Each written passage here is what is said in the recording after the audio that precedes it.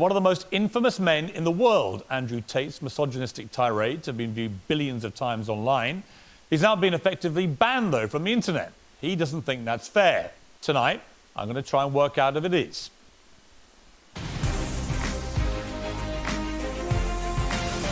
From London, this is Piers Morgan Uncensored. Well, good evening from London and welcome to a special edition of Piers Morgan Uncensored. Andrew Tate, one-on-one. He's the most famous man you probably never heard of, with billions of views online. At one point this year, more people were searching Google for Andrew Tate than Donald Trump or Kim Kardashian. A former professional kickboxer, he was kicked off Big Brother in 2016 after a video emerged of him striking a woman, in what they now both claim was a consensual sex game. He's since made millions as a pornographer and casino owner in Romania, but it's his online videos that have made him notorious across the world, posing as a playboy with fast cars, cigars, weapons and cash. He rants about his often scandalous views on women. Or instruct a female to provide sustenance. Cook. So I think my sister is her husband's property, yes. Tells young men they can get as rich as him by paying for his digital life lessons. I have 100 business tips I'm going to teach you, which will allow you to make your own money instantly. But amid global media backlash, the net has closed on Andrew Tate. While millions still share his videos, he's effectively banned from the web, booted off Facebook, YouTube, Instagram, Twitter and TikTok. To his fans, he's a misunderstood satirist and the victim of big tech censorship. To many others, he's a malicious misogynist. Tonight, I'll try and get to the truth. Well, some of the opinions Andrew Tate shares in his videos are undeniably deeply offensive. We're going to show you some of them on this show. I think you should see them for yourself, not simply hear what he says about them or what other people say about them. Tens of millions of people across the world follow Andrew Tate, and with a big following comes a big responsibility, as well as a public interest in holding his views to account. If outrageous opinions are read aloud, they can be challenged and exposed for what they are. If they're silenced, the person holding these views can become a martyr. So that's why I invited Andrew Tate to come here tonight, and he joins me now live. So, Andrew, well, welcome, first of all. You've come all the way from Romania to do this interview. Correct. What do you hope to achieve from this interview? Why are you here? It'd be interesting to have a conversation with you. You've certainly been the subject of your own divided opinions in the world. Mm-hmm. There's a lot of people who would say some of the things you say are perhaps dangerous or toxic. So I thought you'd be a good person to speak to about this subject. I didn't know much about you before this year, and then I suddenly became very aware of you, as the world did, because, as I said earlier, you were the #1 subject searched on Google ahead of Donald Trump. Yeah. I didn't think it was even possible. Yeah. Why did you get suddenly so popular / infamous, do you think? I exploded. I certainly didn't do that with magic. I've been on the internet for a very long time. I think in the world we live in now, as the other side, the people who disagree with me, as they get more and more tyrannical in their censorships and their hate mobs, etc., as standard masculine practices are deemed toxic, I didn't put a magic spell on everybody. I managed to accumulate a large amount of affinity with the male populace across the Western world because I'm simply saying things that many men believe, think, and feel. The problem I would say is I want to play you just a clip off the top. This is from Joe Rogan, who's somebody I absolutely love. Sure. And I think it explains to me what I presume my issue with you is going to be, right? Correct. And you have absolutely got the right to try and persuade me otherwise. Sure. But Joe Rogan said this about you. My 12-year-old and my 14-year-old asked me about Andrew Tate. And my what'd you say? 14-year-old What'd you asked say? me, I said he's a legit world champion kickboxer. I go, I like him a lot. Why do you like him? And I was asking him. And they said he says a lot of funny stuff on Twitter and TikTok. He f***ed up with the misogynist stuff. Yes. Because if he didn't do that, if he just did the pro-male stuff.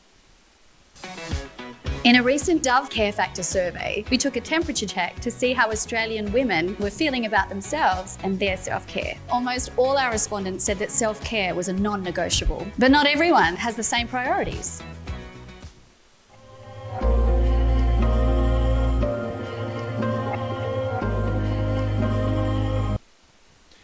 So I thought that was interesting because when I've gone over everything that's been at the centre of the debate about Andrew Tate, I come down with Joe Rogan in the sense that there's a lot of stuff you say I agree with. You know, I've got 3 sons in their 20s.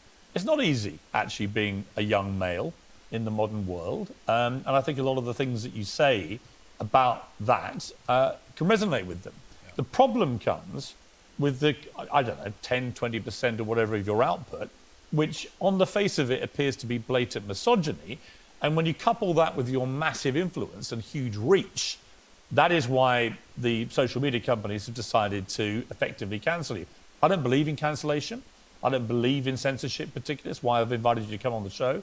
But I do think a lot of the things you've said are blatant misogyny. Do you accept that? So you made a very interesting point there. You just said on the face of it appear to be blatantly misogynistic. I understand that on the face of some of the long format content I've made, if you're going to take a few seconds out of hours, chop it up, put it all over social media, accompanied with my massive fame, then things can absolutely not be taken out of context. I do not hate women in any regard. I have no negative relationship with women. No women have come forward saying I've hurt them. I have no criminal record for hurting women. There's no way I can be seen as the face or the devil in regards to how men treat women on the planet. I'm absolutely and utterly the opposite. I believe in protecting and providing. I've been misunderstood. There's been large contingents of people who have tried very hard to purport lies about me.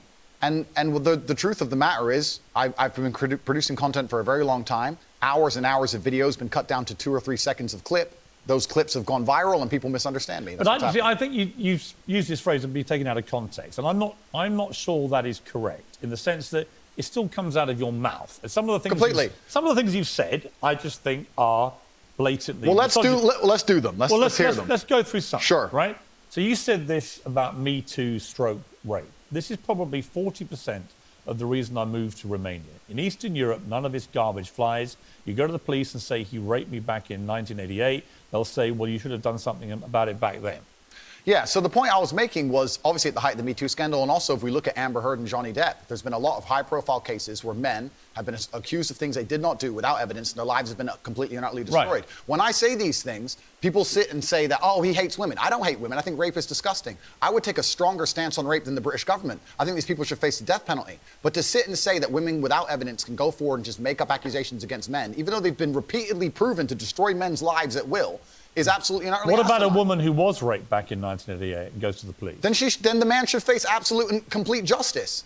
But do you understand that when that clip appears on TikTok as a clip, and all right, as a clip, completely. Okay, but if still something came out of your mouth, do you accept that when that appears on TikTok, a lot of young, maybe not as smart as you, young men, right, impressionable teenagers, will read that and go, what's he saying here? Is he saying that rape doesn't exist? No, I completely. I'm not going to sit here as a professional and say that I can't be taken out of context. What I will say is that one small sentence you've taken was from a 1-hour video where I explained that, of course, rape is disgusting. Of course, everybody should be punished for their crimes regardless of when they happen. But people are not perfect, male and female. And if you give women the opportunity to destroy men's lives without evidence, there's going to be a contingent of women who will do that. I'm trying to make a balanced and nuanced argument in a world where people have no attention span. They're going to take a few seconds, put it online, decide someone's good or bad, not be interested in the longer format video, and here I am.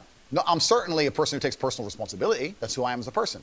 But we live in a world now with TikTok videos 5 or 6 seconds long. There's no content. Do you think women are the property of men? No. The point I was making... Why have you said they are? Because I made a religious point. I said that when a man marries a woman, the woman's father walks her down the aisle, and hands her away to the man. Traditionally, this is what it says in the Bible. I'm a religious person. I believe in God. I live in the most religious country in the world. So you do think that the woman becomes the men?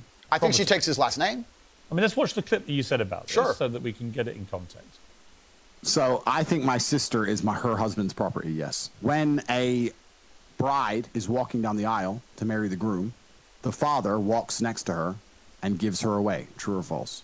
Absolutely. But I've been married twice, as it turns out, and on both occasions I didn't believe that the woman was being handed to me as chattel, as property. Perhaps the way the reason I'm asked that question repeatedly, and I'm asked in a loaded way.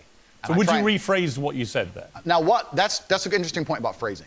The way I would say things before I was famous, I have to take personal responsibility and accept that if I make a video that 500 people see and 1% of them misunderstand it, that's not a problem. If I make a video that 5 million people see and 1% of them understand. So specifically on that point, I think my sister is her husband's property. She took his last name. She married him. She wanted to join his family. She has said it herself. Right. So she's still a sovereign individual. She's absolutely not But a sovereign property individual. means that the husband owns your sister. Listen, my friend, if you want to argue about this, you need to go back to the Bible, to the Quran. You need to argue with religious No, leaders I'm around the not world. talking about anything in the Bible or Quran. I'm asking that's what you, it says. No, I'm asking you what you think. I think that if a woman marries a man and she decides to take his last name, that they have different roles and responsibilities within that marriage, and I believe that. That's not the question. I believe the Don't father. behave, I Andrew, am. The don't behave father like, hands her. Don't behave like a politician. The father hands her When to the you- man. Right, but don't be a politician, because I think you're a straight talker, Sure. right? You keep telling me you're a straight talker. I think my sister is her husband's property. Do you regret saying it like that? I understand that with my newfound fame, perhaps it could be phrased differently. However, I still believe that a woman is given to the man in marriage. That's what I believe. Yeah, but not as property. No, the property is the word that other people use when they ask me the question. But as an equal partner in a loving union. That's what marriage actually means. It doesn't mean that when you get married, the woman is given to you as a bit of chattel. Agreed. So why say it? But that's the way that people ask me the question. People say to me, they ask the Oh, question. hang on. You can't blame people for asking you questions. Surely, if you want to be accountable for what Sure. you've said, you've got to own your responses, not blame the question. I own the response. Be like me asking you a question Okay. now and you say something and then say, well, actually, I blame you for I asking. understand, Piers. Piers, I understand. I believe the woman is given to the man. I believe she's given away by the father. I believe she belongs to the man. So you if she do, belongs to so the man. fundamentally, all right. So fundamentally, you do believe that a woman becomes a man's property at I marriage. believe she belongs to the man in marriage, correct. Right. Oh, you see, that to me is misogyny. And you're entitled to your opinion. Right. But do you not understand why people think it is misogyny? I understand why some people can be very offended by what I say. What they do is they take a point like that and they ignore all the other points I make the other way around. Yeah, but that's why I've repeatedly asked you about that line to see if you've changed your position. But the reality is you haven't. It's not about changing positions. I'm a full-grown adult and I stick by the things I say and I'm responsible for them. Which, by the way, is fine. Absolutely. But what you did say at the start of this little exchange, you said, you know, I wouldn't maybe say things the same way now that I did before I was famous. And yet, actually, you've doubled down and said exactly the same thing. On certain points. So that is what you believe. And that's my point. Yes. I'm trying to work out, look, I don't know you. We've Correct. just met, right? Yeah. I'm trying to work out who Andrew Tate is and what you actually believe. I don't want to twist anything at all. Then let me make it very, very clear to the camera. I believe a woman is given to the man in marriage. I believe that. I also believe a man has a duty to protect and provide for her. I believe a man should lay down his life if something happens or his wife's life is threatened. I believe that women and children first are on the lifeboats. But men, I believe that men. But a man doesn't own a woman. It's not. No. It's okay. Unless they literally buy them as a slave. Well, obviously, we're not talking about that. We're talking about religious, biblical marriage. We're talking about something else.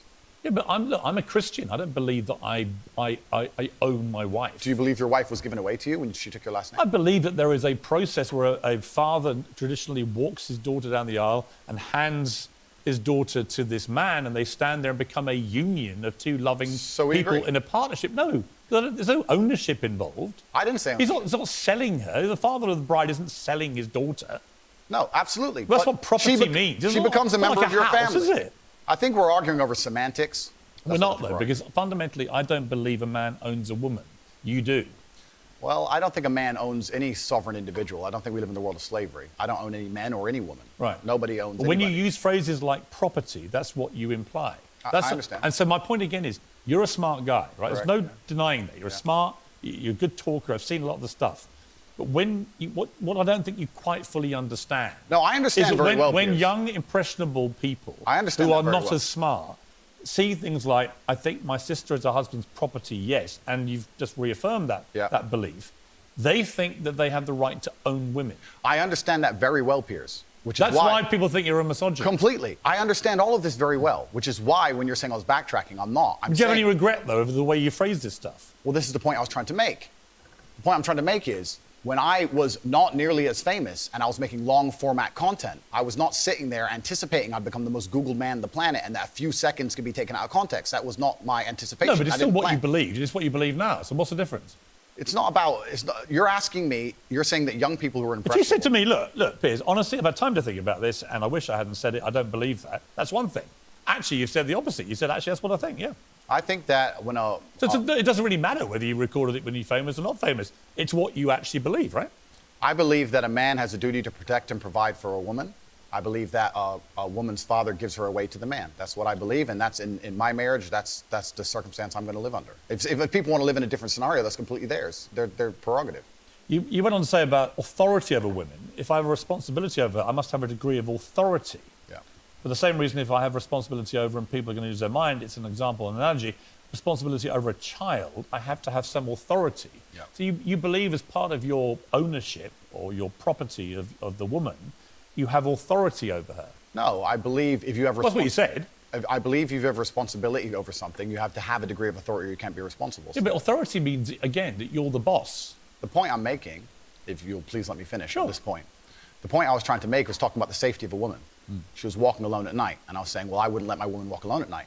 And they said, well, you're not in charge of her, you don't get to decide what she does. I said, I understand, but if I'm responsible for her safety, and I'm the person who's burdened with making sure she is safe, I have to have the authority to say, don't put yourself in unsafe situations. The two things are linked. Well, you don't have authority. You can absolutely have the right to say to the woman you're with, I don't think you should, but ultimately... If she decides, then I can't force her. Right, of so course. authority implies that you have the ability to control someone. No, authority the authority implies that I have the moral right to sit and say that that's an irresponsible thing to do and I'm responsible for That's not certain what things. authority means. Well, I'm not going to, if you think I'm going to lock somebody up in their room, is that what you're implying? No, I don't think you know what authority means. I know what it means. I'm saying that if You I just said a different description of what authority if means. I have responsibility for her safety, then I have to have the authority to tell her not to do unsafe Yeah, things. but authority means that you have some form of control over this woman. What the heck? I've never been tested like this before. What's going on? This is weird. I feel sick.